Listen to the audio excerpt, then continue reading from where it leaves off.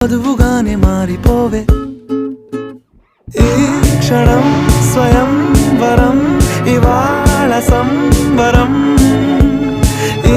క్షణం స్వయం